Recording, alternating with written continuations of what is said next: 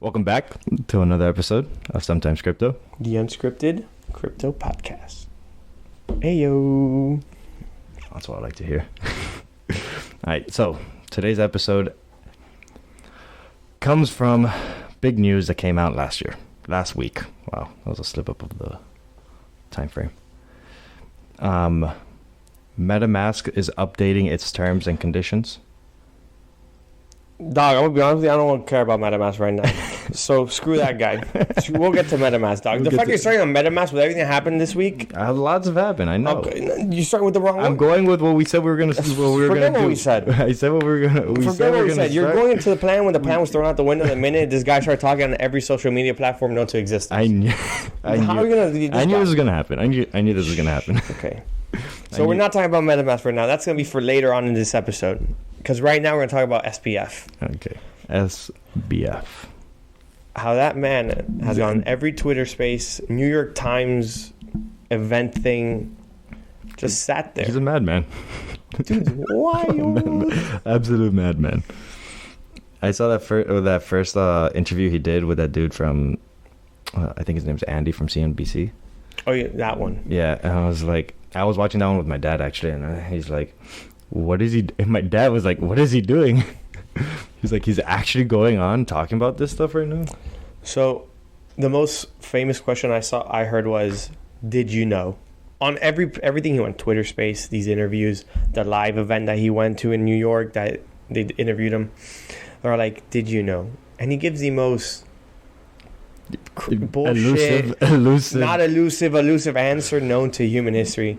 He's like, listen, there was a margin position. I didn't know it was that big. I thought it was a little less. And you know, we also had a platform where you can margin trade on our, so maybe the users got mislabeled. I'm just there like, what do you assume there are users who did take the margins and those users went to Alameda to the other company. That's a lot of money. Yeah.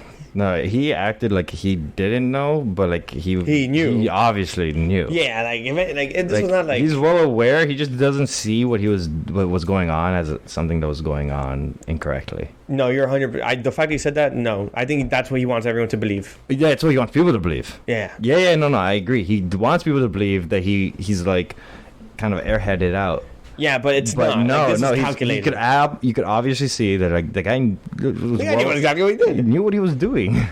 The dude said, the dude said the other day. He describes it. He describes exactly what was going on. That's the funny part. He describes it, but like in such a way where he's like, He's like, they had a position. It was just a little bigger than what we thought.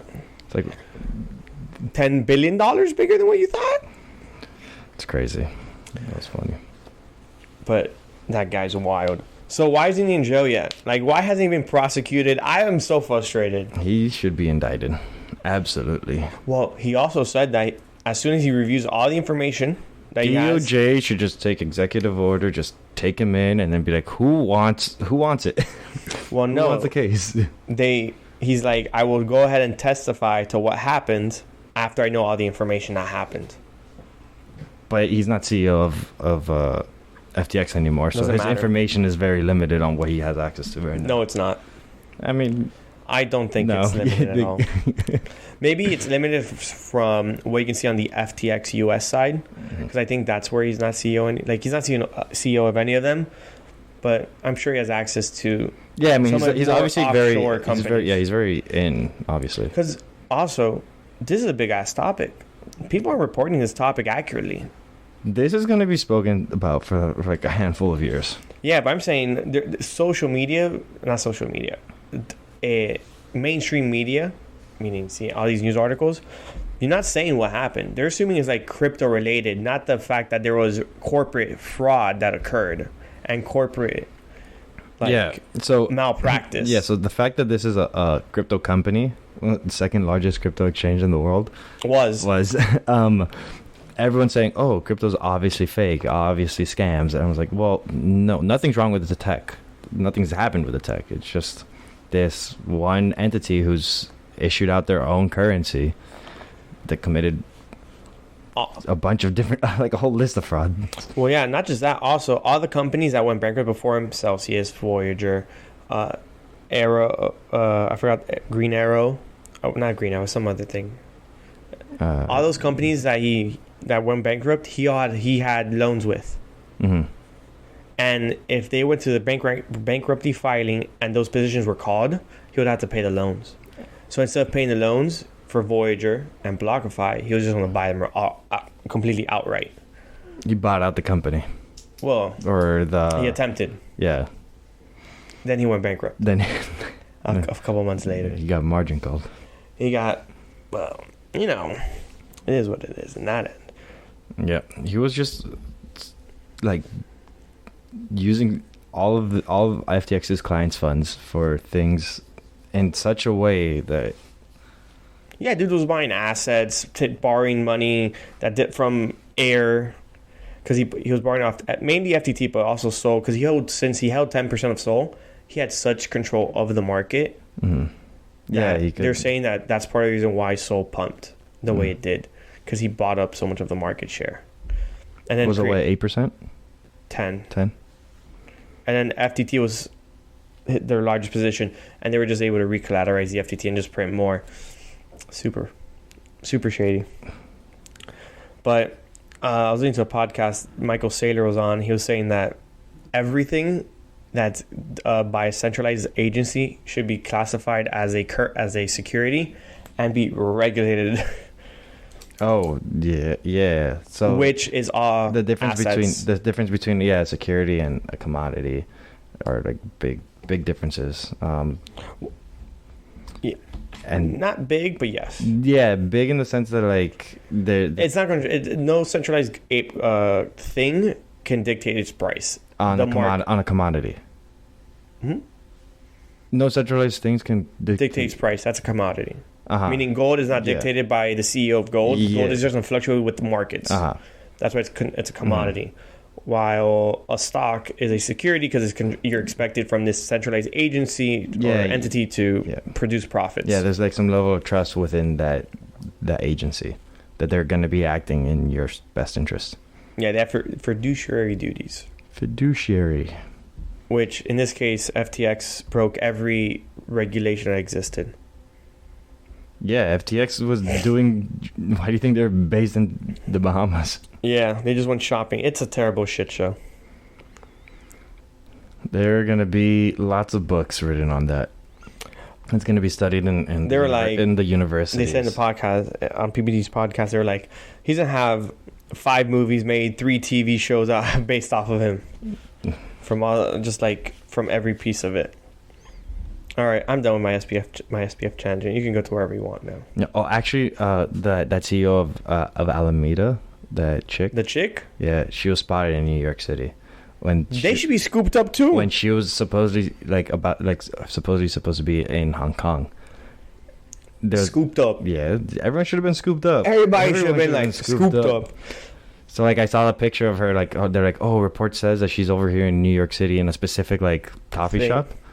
And the barista apparently that was in the picture also was like, yeah, that's definitely her. And then I saw another tweet after. It was the distance from the coffee shop to the Department of Justice in New York City. It was 20-minute walk. It's like, oh look, you're not far. Just go right there. I think they should all get scooped up. Yep. I'm surprised they haven't been. Yeah. But then again, that's what happens when you donate millions of dollars to politicians. On both sides. Yeah, politicians. But I think it was. I don't think it was just SBF. It was the second guy. It was everyone inside. No, not. It was just like the. No. SBF donated to the Democrats. He was the second largest. The second largest. But they're speculating the company should have donated to politicians in general $1 billion. $1 billion in the first year. Yeah, he was the second largest for the Democrats, and then I think his CFO, someone in FTX, was the third largest for the Republicans. Yes, COO, I believe it was. Something. Yeah. But C-level executive. It was a C-level. It was some guy that knew what to do. Yeah. That's why they're like, that's why there's not being talked in the media, because they paid off everyone. Everyone is important. Everyone's paid off. Everyone's been paid off. And also not just that. Now the politicians have stolen money, fraud money. They got to return that money. That's what everyone's saying. But you can't return the money if it's gone. You can't return the money if it's gone. You're right. Now we got to see who got it. It's simple. Just print some more money. He's like making the problem worse. I'm sorry. So, on to a topic of exchanges before we get to the MetaMask. You just don't want to talk about MetaMask. That's fine. Honestly, I found it so unimportant after I found everything else, and everything else came up after. Yeah. So I feel like it's time. Like, current events, we go to the latest one now. Yeah, we'll go into like the other stuff afterwards. That's fair. No, that's fair. I just want to like see your reaction. Plus, I just want to throw you off. I was expecting you to try to do that. At this point, I just want to throw you off because I know you didn't prepare for any of the things I thought of. I was expecting you to do that. I'm always prepared. You sure? Always. What are you gonna? Wait. Throw it at me. Oh, shit. So, like, what are exchanges' liabilities? What's their biggest liability? Since you said throw it at you. The exchange's biggest liability? Yeah. An exchange. Returning an exchange. The ones that don't carry assets for themselves, for the clients, like as in all exchanges carry assets for their clients. Okay, that's typically their biggest liability. He's right. So an exchange's biggest liability is obviously having enough assets to cover what their clients have bought. Yeah, whatever they owe their clients. Correcto. So CZ was going off on everybody. Oh, show your reports, your whatever, to show that you actually do have enough. What are your reserves? Proof of reserves. I was going to say proof of funds. Proof of reserves. It's proof of reserves is what he was looking for. And CZ was sending out his wallet addresses. Like, we have these wallet addresses that have X amount of funds in. And then as we talked about, I said CZ Twitter fingers. He called out this guy from Coinbase saying out, proof of your funds. Coinbase was like, I don't need to. I am regulated by the U.S. government to the highest degree. I have to report every other day. So no need. Here's this instead. But then other exchanges were posting theirs. And they're all like, people started saying, that's not proof of reserve. You just have funds in those wallets. Kraken has an aspect in their exchange where you can see what is their liability to asset ratio. Meaning if they can cover, how much they have to owe, how much they owe their clients, but then how much they have like on them. Yeah, because ultimately that's the important part. It doesn't matter how much you owe someone or how much you have.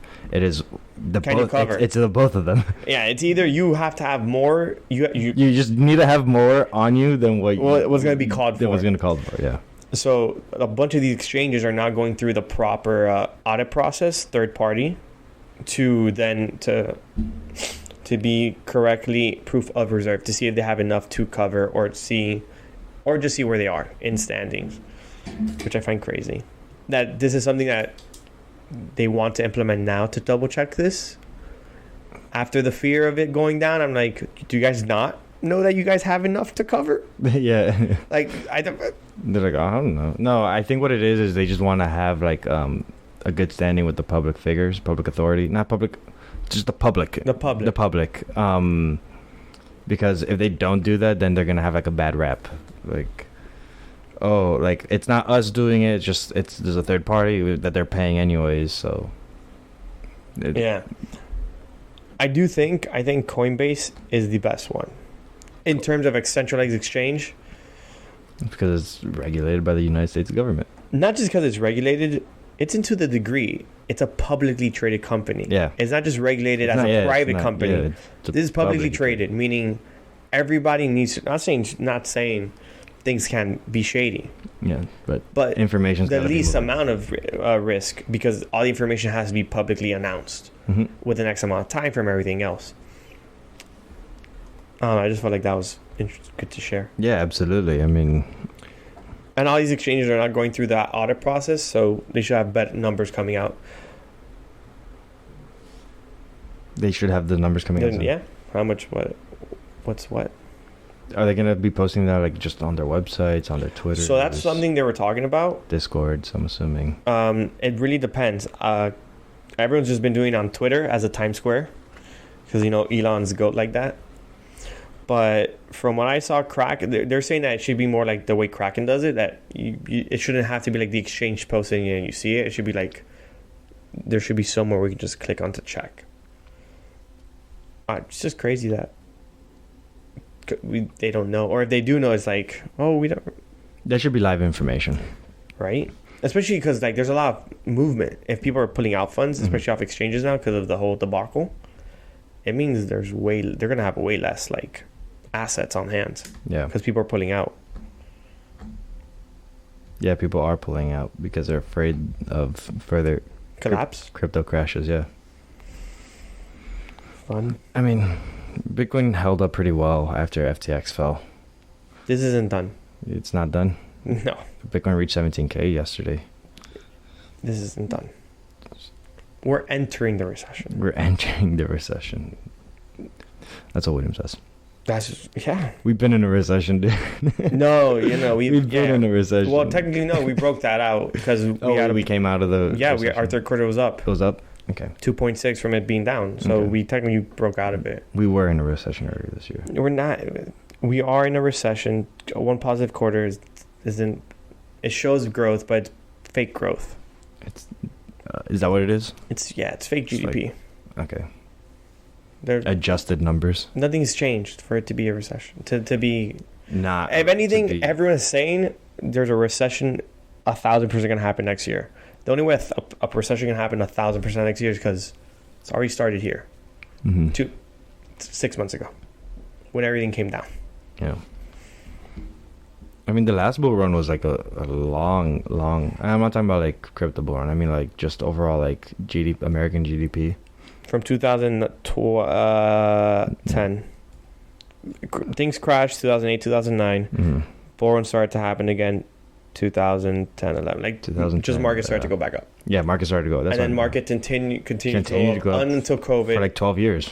Then COVID caused a huge crash because everything just stopped and fear happened. Yeah, market crashed down. We printed 40% of the money we have in circulation. It should just skyrocket up again. And now they're like, we need to control the rate. Yeah. Because there's too much free money. Way too much inflation. And now they're like, rates are up. Which they said that they're not going to raise the rate as high. As much. I think that's cap. What number do you think you're going to raise the rate? Let's throw a number out there. Predictions. Interest rate for December. Coming out, I think, next week. Next week, is it? I think so. You think so? 0.75? Or this week. 0.75? You're saying 0.75? What, they've been doing 1.5? They've been doing 75. 75? Yeah.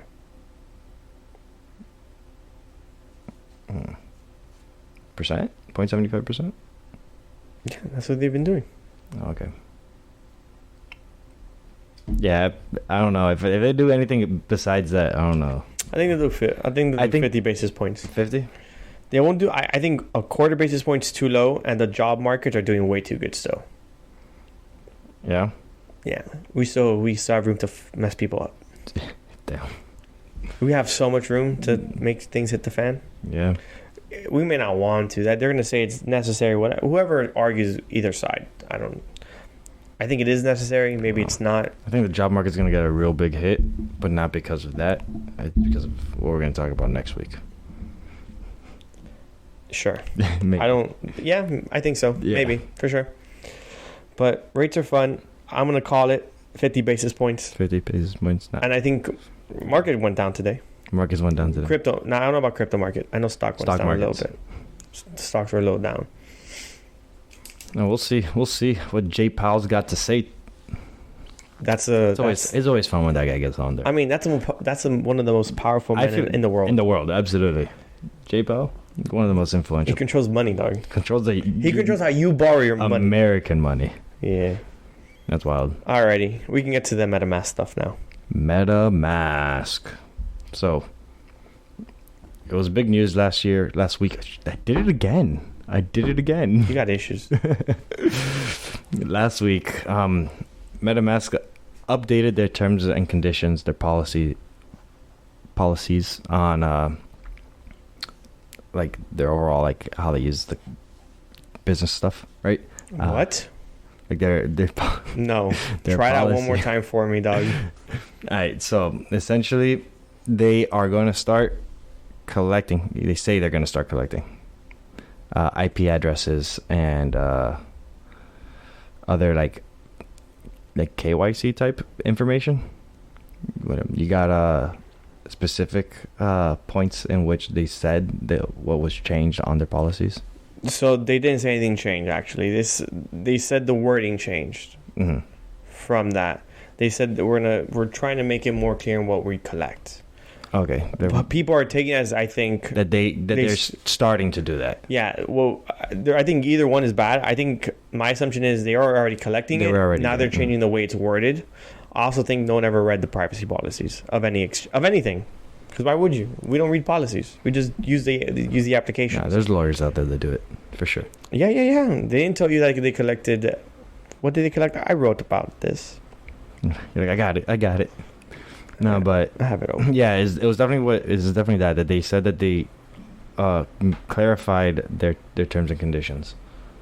Not so much that they're actually changing it, just making sure that people are on the same page. Yeah.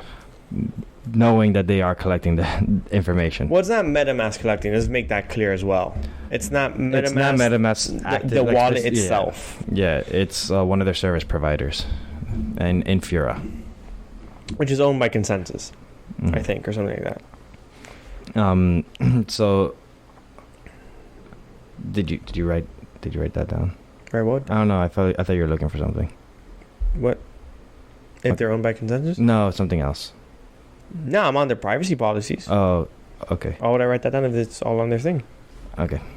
Yeah. Well, yeah. So essentially, MetaMask has this service that they use that they don't actively do themselves by Infura, which is they set up MetaMask set up their wallet. They need to interact with the blockchain. They need what's called an RPC node, or another computer running a specific service for them, and the company that runs that service for them collects user information, and MetaMask was just making sure that people knew what user information is being collected. The reason why this is important is because when you start collecting some information, it can affect overall services and just access to information or different websites and different services.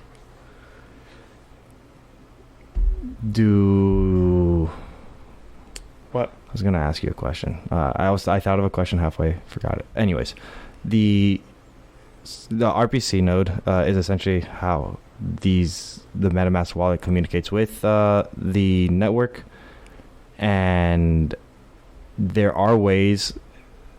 So essentially, Infura's RPC is not the end all be all for your MetaMask configuration. You can change that in the settings to other public or decentralized RPC nodes, which I'll go over, but I'm gonna have to look for those in the notes just to make sure that we don't miss steps, because I'm not gonna do that right now. What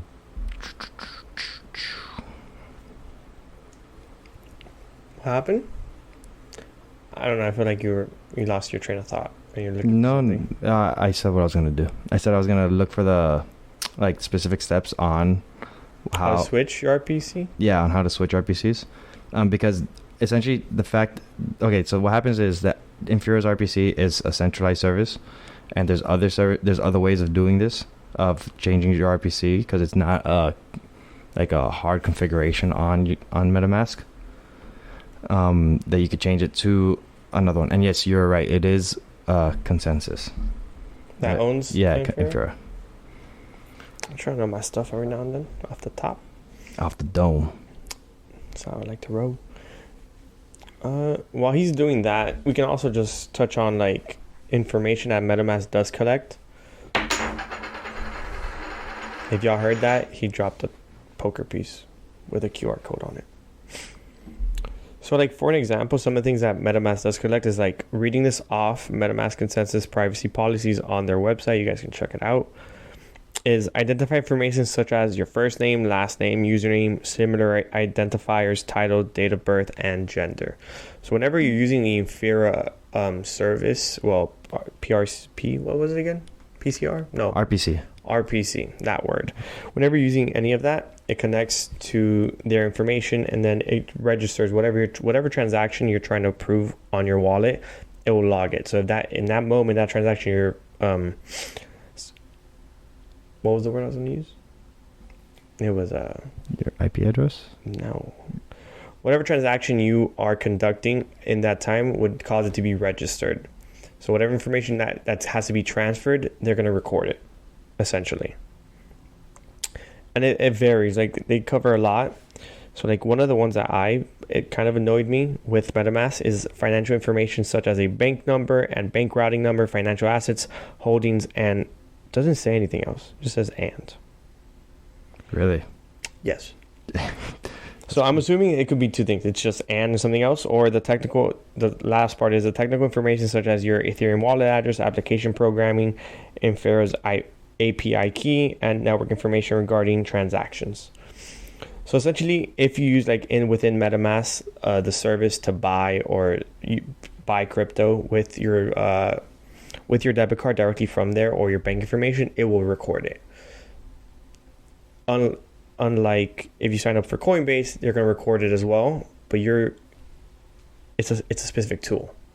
Versus a wallet, it's supposed to be anonymous. Whenever a wallet starts collecting information, assume that somehow that info can be compromised. And if there's information that can be correlated to you, then it might not work out for operational security purposes. It's just open vulnerabilities that's unnecessary.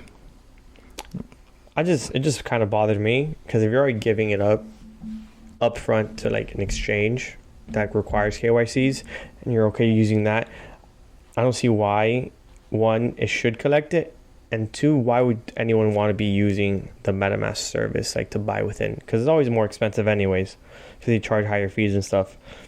But that tracking really irked me. Well, let's say you're in a country that doesn't let you have access to certain exchanges. You could always just, if there's someone's willing to do that transaction for you, even though if it's at a markup and you want that asset, you can't buy with a debit card to buy an asset like that. I mean, I'm sure that you would buy the USDC and then you would trade it, but you wouldn't be able to pay them in fiat through MetaMask to buy the asset. So why would you need to put in to buy directly from MetaMask? Mm-hmm. How you buy on wallets? Same process. So you buy a specific coin from MetaMask's exchange. From not their exchange, it's it's a thing they have. If you click on it to buy something, it redirects you to something else. Some type of payment processor? Yeah, to buy it. It's that kind of thing. But it looks like it's their own, so they're tracking it. Versus on other exchanges or on other wallets, it's a third party. So it won't be the wallet tracking it. It would be a third party. That's why it's always recommended never to use any of that, so that it doesn't get tracked. Yeah. Okay. Did you find the thing you were looking for? Yeah, it was just a thread that I wanted to retweet on our Twitter page at SC_EGS. So essentially, when you open up your MetaMask wallet, you're gonna want to click on the drop-down menu that says Ethereum mainnet, and then from there you're gonna see a list of different Ethereum networks. At the bottom, there's gonna be a button that says Add Network. And when so you're going to click on that button that says Add Network. And then that's going to take you to another page, the Add Network page in the settings menu for MetaMask. You're going to add network manually. This specific thread recommends using the Pocket Network as the RPC. There's some information within the thread that you would have to just input into text fields. And then once you save it, boom, that's it. Your RPC has been updated to that POC network. There are different RPCs out there. There's actually 3 different types of RPCs. Public, private, and then just general alternative ones. So public ones would be like Infera's. A private one would be an RPC network that you're running yourself. That would be more complicated to get into. But then the alternative ones would be decentralized, like the Pocket Network. Sorry for the quick cutoff. William had to rip a very fat fart, and he didn't want anyone. Yo, don't y'all put me on blast like that, dog. Nah, I'm kidding. It was a phone call. Or he's not kidding. It was just a phone call. We had a little phone call coming in. But where were you left off on? You're talking about the RPCs? Yeah, so like the 3 different types of RPCs, the private, public, and then the alternative ones. Alternative being like decentralized. Private ones are like just ones that you like your own RPC node, hence private, but those are more complicated to run. I actually don't even know how to set those up myself. So like setting up your own Ethereum node to run it. Yeah, that was one of them, right? Yeah, like but you need to set up your whole node to do it. Yeah, you're gonna That's need more technical. You're gonna need 32 staked ETH for that one. Yo, it's kind of crazy. Now that you mentioned that, I'm sorry to go on this little tangent. The fact that there's multiple people who have staked 32 ETH, and they don't know where they're getting it back. Yeah. That's wild. That's like when I first found out that ETH was going into like staking protocol, proof of stake, like officially, and I read, I was like, oh, you'll get it whenever you get it. You'll get it whenever ETH is. That's crazy. Fully 2.0, and I was like, I don't know if I feel comfortable with that. That's wild. I also say that's wild because people are both, there's on both sides. People are saying ETH is centralized or too centralized to be considered a commodity, or others are saying it's decentralized enough that it is a commodity and it's not a security. I'm not going to get into whether it is or isn't. That's up to you.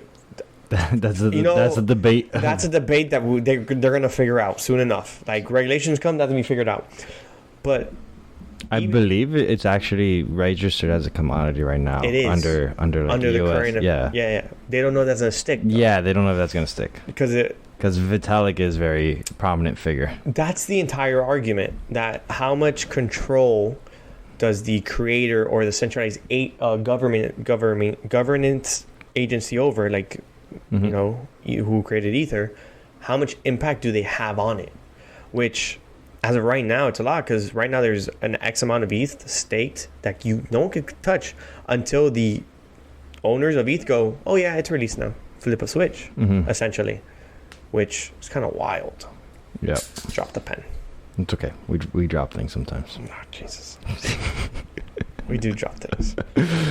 But yeah, that is the hot topic of ETH? Of ETH. Dude. It's like the ETH versus Bitcoin war. You see, Bitcoin's a full-on commodity. Because there's no one person you can put the blame on. Satoshi. You can blame Satoshi Nakamoto. But you don't know who Satoshi is, so you can't put the blame on it. Satoshi Nakamoto. Yeah, whoever that is. I don't know. I'm Satoshi Nakamoto. Dog, that would have lasted between us.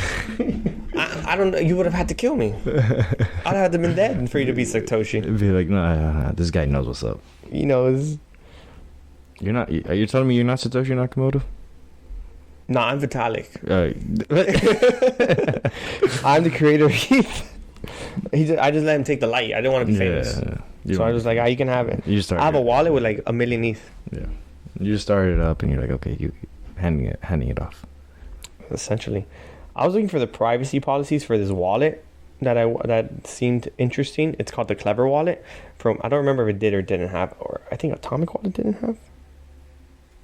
No, Atomic Wallet did have privacy policies. I think Clever. I don't remember now, man.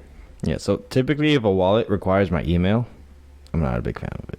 That means it has a privacy policy. Because they're collecting some sort of information that you may not want to be collected. So essentially you want to look, obviously hard wallets don't have any privacy policy because the information is fully it's yours, it's your complete ownership, and no wallet requires you to sign in with an email or anything. It's all like your keys or your password to log into the wallet itself. Yeah. So I think this comes with the territory of regulations and everything else. Is if you want the mainstream to come in, there's only one way to do it, is by making sure it's easier. It's difficult. The only way to have mainstream people adapt to it is making it easy enough for them to understand it and have access to it. But that takes away the level of security that the true Web3 believers want to have, like the true ownership of it. Yeah, it took me a little second to see where you're getting at, but yeah, absolutely. There's going to be some trade-offs. Yo, sometimes it takes a second. It's just, no, I wasn't sure where you're getting. I wasn't sure what your point was, but yeah, it takes some trade-offs to get people comfortable with it. Like at first, the cypherpunks, they were all about crypto. Like they want nothing to do with the government.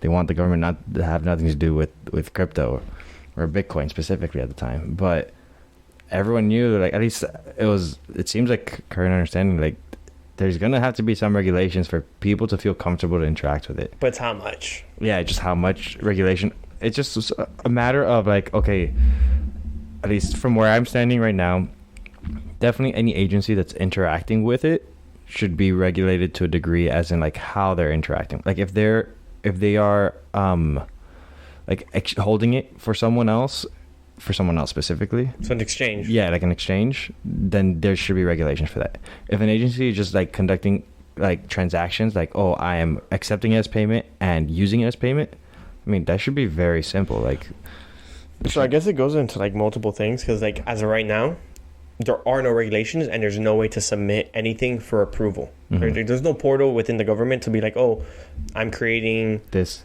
business, XYZ business. Not even a business. I'm creating this token. Because all these tokens are unregistered and the majority are securities. Mm-hmm. So the majority are either going to get regulated or iced out. That's the whole Ripple argument right now. Like Solana too, ETH, all of them. Yeah. Anything that's not Bitcoin is looked at security right now. Mm-hmm. Well, it might be considered security depending on how the laws are placed. Yeah. So it's okay if you are security. And I'm curious about like how, like, I wish there was one of those portals, because I'm curious how like Helium would do on. So essentially, the way what makes it security is if there is one entity that has either created a bunch of it and has sold it to the public, and like for example, they create 100 million and they give 20 million out and they keep 80, disclosing that. So if you're a private entity, they haven't disclosed that. So like they're saying part of the regulation has to be full disclosure of like movement of assets, who owns what assets, where are they going to be created, how much of it, like full on detailed, which some cryptos or tokens don't do properly. Mm-hmm. Like they don't fully share the idea. Or if, for example, I'm gonna print another million ETH for example, or is gonna be made. Like that's part of the thing going up for vote. You can't vote. It can't happen, and then you tell everybody before it happens. You have the duty to be like, because it's something that's traded. Be like, hey, this is something that's gonna happen within the next couple of days. Be aware. So everyone else is like, okay, we know that this is going to happen. This is going to affect price because X amount's going to think. Like a stock split. It has to be voted on and approved. And then the SEC has to be like, also approves it. Yeah. It's also kind of resembles like fiat currency also. Like how... Some of them are. Yeah. Some of them. Oop, hit the mic. USDC, Tether. Those are stable coins. They're all stable Those coins. Are definitely securities. Because those are issued by someone, by an agency that says, okay, yeah, we got this backed. And some do, maybe they don't. We don't know. To what degree? It's not fully said transparently, which is part of the issue. They have to be held to the standard of you need to know, like as be in the public. They should have the fiduciary duties to say how companies do. But that ideally, you would, depending on what you're trying to do, you should have heavier regulation or less. Like exchanges should be much more regulated because it's more, they're trying to do a bigger thing. If you're trying to create sometimes crypto coin or whatever, maybe it's a little less regulated because it's more of a niche market. It's smaller. You shouldn't have to pay 25 million a year to keep it running. Yeah, it's not like it's not possible. Mm-hmm. But maybe it should be 1,000 a month, 2,000 a month, like a much more reasonable price. The varying on the severity of your use case. That fee would go towards like the regulators, who would be that what? The fee? You mean the government? It just goes to the government. Don't regulators. Your taxes go to the government, not the regulator. It's all the same. It's all the same. Don't do that. It's all the same. It's all the government. They're all taking your money. Actually, I was gonna ask. Do you know how much U.S. dollars there are in circulation? Like how that like. How much of it? Yeah, I don't know. Because that's that's kind of like similar to like the whole issue with these coins. If some centralized agency can just print out more money or destroy some money out of thin air, then it's kind of hard to like consider. So like, okay, so here's another question, I guess. Are fiat currencies considered securities or commodities? Or what? Fiat currencies considered securities? Those are securities. Yeah? Yeah. Okay. I wasn't sure. I didn't remember.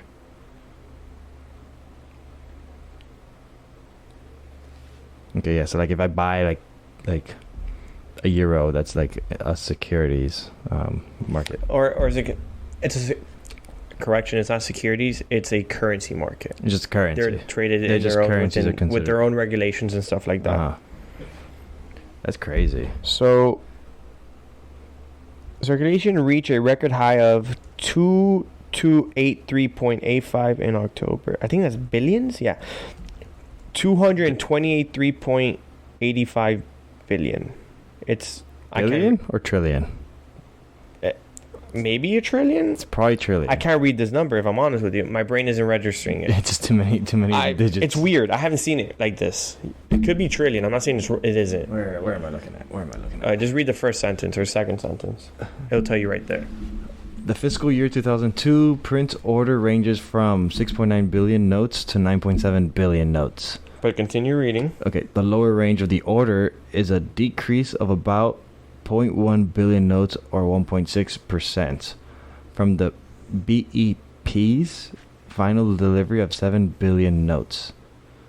Okay, never mind. You saw I read the top. Yeah, the second one. Okay. It's okay. So United States currencies in circulation was 2,283 bill. Oh, what the heck? No, that's... I see what you mean. It's 2283.85100. Yeah, that is actually.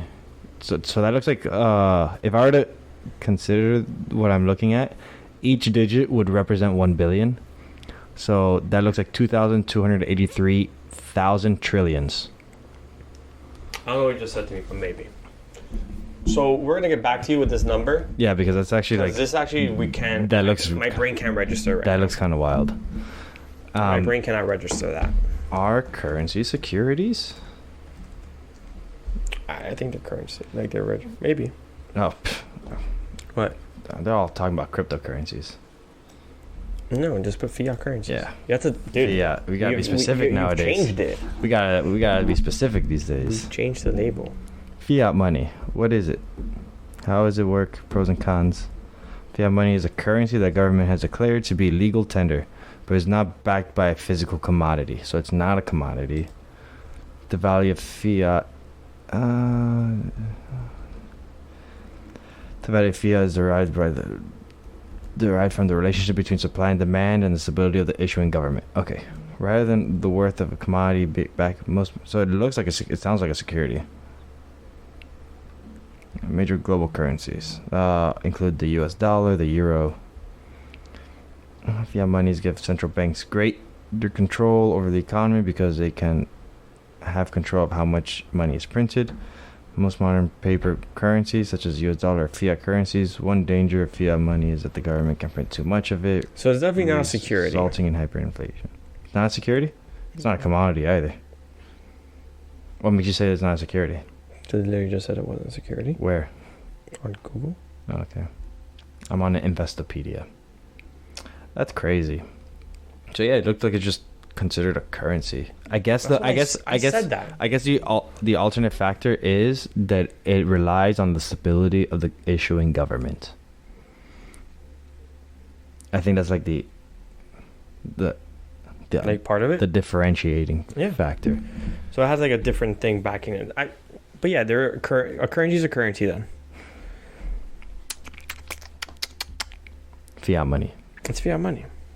It's fiat money. It's just not. It's not crypto. It's not securities. It's not commodities. It's fiat. This podcast has been all over the place today. It has been all over the place. We're sorry. Yeah. I'm sorry. You're the one who wanted to start off. I just feel like throwing a wrench at Alex today. Oh, bro. Yeah, we're having a good time. We out here. We're out here. All right. So I think it's a good time to remind the people Oh. About next Monday. No, the Monday this coming? Monday coming up, yeah. 4 days from when this podcast gets posted. Yeah, we're gonna, be hosting that event, the Sometimes Crypto happy hour event at the Bend. The one and only. The Bend. The Bend. I said that like 4 times. Yeah. But we're going to be at the Bend. Yep. There's gonna be an art showcase. Some wild art's gonna be shown. Yeah, be ready. Really cool art. It's wild. There might be vetting next time. Nah. Why vet? We're definitely gonna be vetting next time. Any art that's sent, not this time. It's gonna be the Wild West art. out here. Art is art. Okay. Wild West out here. Woo woo. We're gonna be helping people set up crypto wallets. That's like the whole thing. It's like our thing right there. That's our thing. It's our thing. We just want to help people, take small steps into crypto. Yeah. And making sure if we get a wallet for them and they want to get on exchange the next time, they can get on exchange and have somewhere to move those funds if they're trying to hold it. Yep. Yeah, if you got funds on an exchange, get it out of there. I would advise to take it out unless you're willing to have it there and you're trying to do DeFi or whatever with them. Yeah, if you're trading, that's a risk you're gonna have to be willing to accept. But if you're not trading, if you're going as an actual investment, if you're just trying to hold it there, don't move it. Yeah, don't. If you're trying to use it and stuff like that, you have to bite the bullet. Exchanges are meant to do that. Exchange, not stored. Not there, store. Not holding. They're not called storages until forever. But also, we're gonna be at the Bends. It's on our podcast. On our Instagram page and our Twitter. Yeah. The Instagram is Sometimes Crypto, and what is the Twitter? SC_AGS. Sometimes Crypto is taken. Just search up Aguiar and Grillo. It should hopefully show up. Yeah, hopefully. It also only follows us too. No. I followed Michael Saylor, Coinbase, and CoinMarketCap. Never mind, it follows more people than I thought. Not the same, but it only follows very limited amount. Yeah. If anything, it only has 2 followers at the moment. Yeah. maybe when they see this, it's a very volatile number.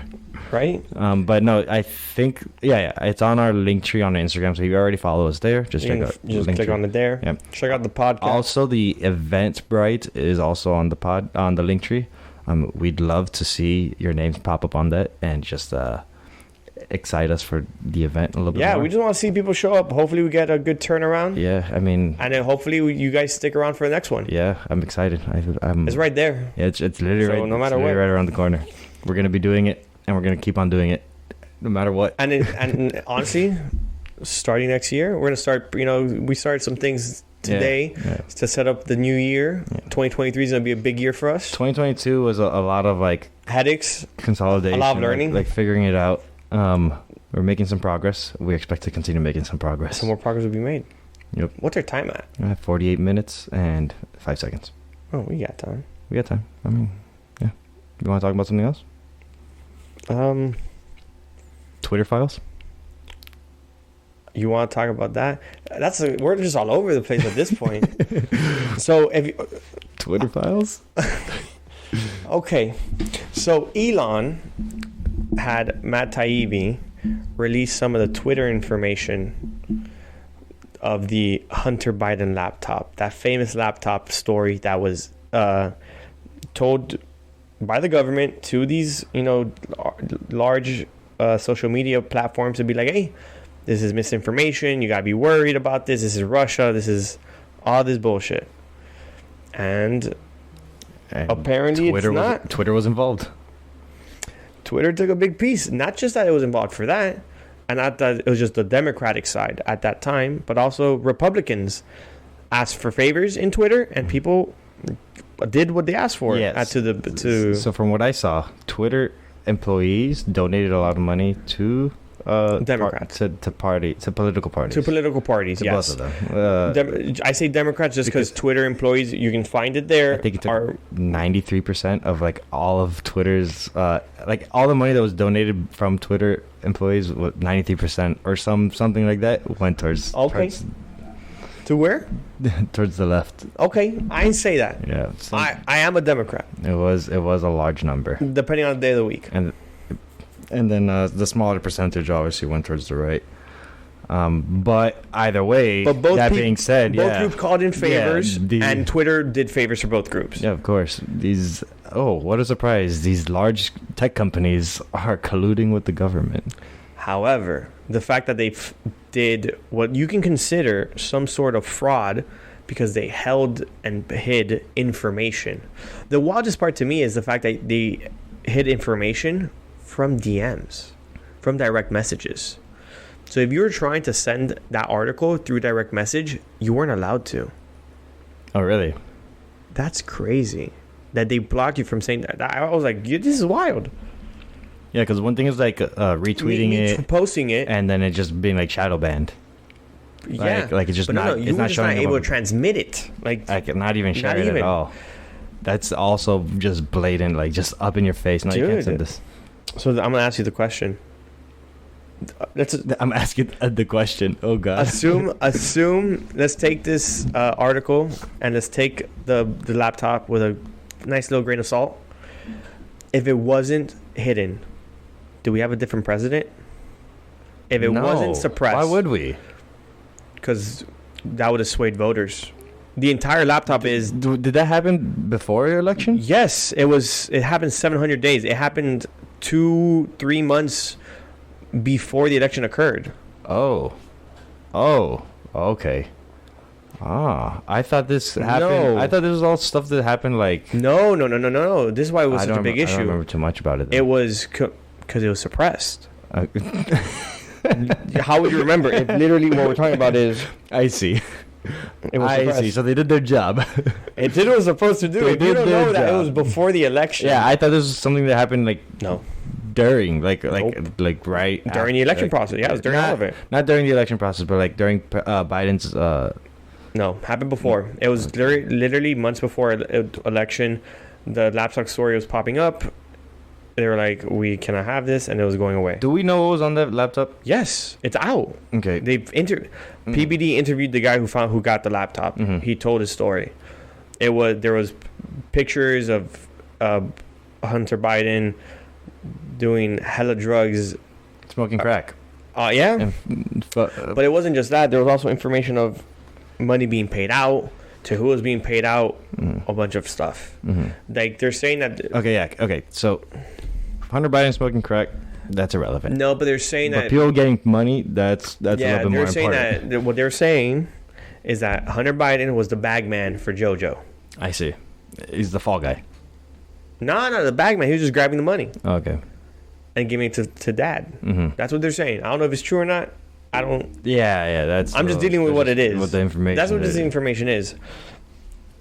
Damn, the fact that you didn't know it was before. Yeah, no. From my understanding, I thought it was like just something. I thought there's like a whole thing. Oh, Hunter Biden's been colluding with large agencies, global agencies, and like this was happening during Biden's administration. Nope, this was all before Biden's administration. No, what they're saying is what's on the laptop is not from even that year. They're saying it's years, multiple, maybe like 2-3 years of information on there.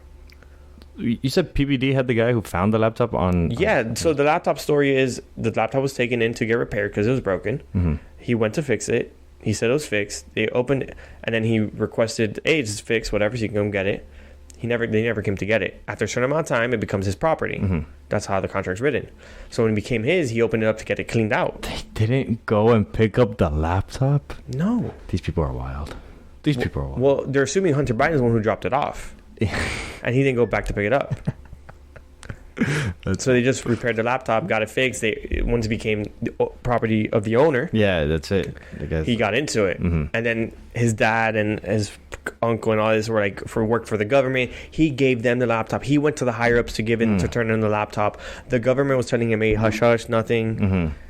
That's crazy. Watch the podcast, bro. Well, I'll take you 3 days to watch it. I remember seeing some type of like meeting, like it was like one of these like hearings, public hearings. I don't remember who called the hearing or who it was that like was directing it, but the director of the FBI was there also, and some really high up FBI official, and the guy was saying, he's like, do you know where Hunter Biden's laptop is right now? And the director didn't know. He's like, I can't tell you. He's like, no. Do you know? He's like, no, I don't know. It's like, okay, I got it. Like, I have it right now. That's wild. I don't know, man. Shit's wild out there. Yeah. But the whole thing is now, like, how much could have affected the election if it would have? There's so what information was on it? What? That's the question. Because I think it is enough if the information is accurate. Yeah, we would have had a different president. There is money being moved around. I think there might have been a lot of money being moved. Yeah. And the thing is, at this point, it's already after the midterms. You can't reverse anything. No, you can't. It doesn't matter. No, it doesn't. So, like, the Democrats right now are like, this is the biggest W they can get. Yeah. They're like, oh, we got the Democrats. We got what we wanted. It's deadlock. Next 2 years is a different story. We can't do anything at this point. Yeah, wild. That's crazy. Yo, I'm going to be honest. Politics are nasty. U.S. elections, the craziest war zone. There's a reason why they don't want it on chain, because you can't fuck with chain. You can't fuck with it. You can't. I mean, it's also complicated, but yeah, you can't. Alex, we don't think we have enough people that we can make that happen? Oh, absolutely. All right, then. So just because, it gives too much transparency to a corrupt system. Yeah. We don't need to get into it, but we can bring it up. You also saw the news, how the Pentagon is miscounting. Well, they don't know. We're like 60-something%. Yeah, so it's not a surprise that the head of the FBI couldn't find Hunter Biden's laptop, but the Pentagon also can't find it. It was over 50% of its assets. Which I didn't know this. It's the 5th year in a row they failed that. Yeah, it's not the first time they failed it. You know what it is to not know where 50% of your assets? This is crazy, man. America's the largest defense. Yeah. That's crazy. Guys, we live in wild times. Yo, the wildest of times. I don't think there's ever been as much stuff going on as now in one period of I think there wasn't, but also if there was no way of communicating it. Yeah, like now the way, it's everywhere. Yeah, now it's just there. It's like the entropy. What? Entropy? I think you said this before. Yeah, things get more chaotic as time progresses. Fair enough. Yeah, that's why. Like, it's like a whole thing with quantum computing. Also, it's like what quantum computing's trying to solve. That's a whole nother thing. Yeah, that's a whole nother thing. Also, that's too many topics. But no, this is crazy times we're living in for sure. And this is a messy podcast to be listening to. This is a prime example. We talked about SBF, Metamask, wallets, exchanges, waterproof of reserves. This has just been a hectic podcast. Yeah. Oh, Hunter Biden. We got political. Twitter files. Twitter Musk files. For a second. Huh? Elon Musk for he was. I mean, Elon dropped it. I don't know if whoever else does it, Elon doesn't drop it. Yeah. We'll see what Elon does. Maybe, hopefully, Twitter doesn't go to his head. You know, it'll be a fun thing I want to do next year. At the end of this year, at the end of next year. Yeah. Run through all of our podcasts. Just how many times we say specific words in each episode. We're going to have AI do that one. Yeah, there'll definitely be an algorithm that does that. That's a hit for next week. All right. Well, we're running up. We're running up on time. We're not. We just. But I feel like we feel like this one's already a little messy. Yeah, we don't want to add Get more messy. Yeah. Okay, thank you for listening. But wait. Oh. What's going on? Next Monday. Oh, yeah. Catch us at the Bends. Sometimes Crypto. Happy hour. Don't forget, follow us on Instagrams. They're posted on the descriptions, I think. On YouTube, yeah, they are. We're also posted on YouTube. Go check us out. It's all audio. That's going to change real soon. Things are going to happen there. We're making moves. Spending money. Getting better. At spending money. Always. It's been another week of your favorite podcast. Sometimes Crypto. The Unscripted Crypto Podcast. Ayo.